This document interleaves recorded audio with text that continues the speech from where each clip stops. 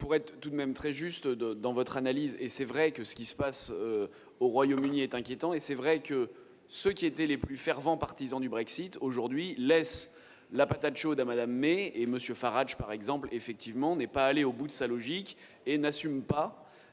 En revanche, il faut tout de même se rappeler d'une chose, c'est que les Britanniques ne sont pas seuls à choisir ce qui va se passer.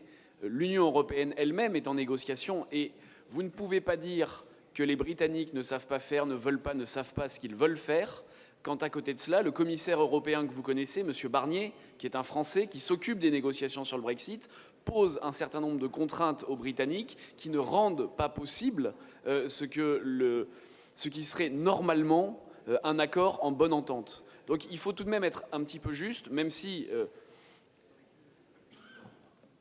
quand Boris Johnson a quitté ce cycle-là, quand Nigel Farage part aujourd'hui travailler aux États-Unis d'Amérique, il est certain qu'ils offrent la critique que vous émettez.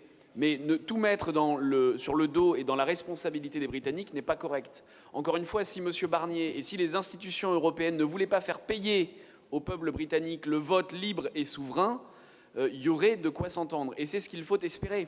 Parce que nous avons tous à pouvoir profiter encore de relations, de partenariats avec eux. Enfin, simplement, Monsieur le Président, ce n'est pas simplement la question des europhobes ou des eurogagas ou des euro-inomanes. Ce sont ceux qui veulent, et toutes les structures politiques vont demander dans cette campagne électorale une autre Europe. Il va falloir, tout le monde va dire on veut changer d'Europe, il va falloir améliorer l'Europe, il va falloir, en fait, les institutions européennes, à chaque campagne, on nous prétend qu'on va les modifier, et tous ceux qui y sont majoritaires restent dans cette même logique, celle du libre-échange, de la libre circulation des biens, des marchandises, des capitaux. Tant que ce dogme-là n'est pas remis en question, on pourra dire ce que l'on veut, on ne pourra rien y changer. Et nous pouvons trouver, votre électorat est d'accord avec une partie de nos propositions.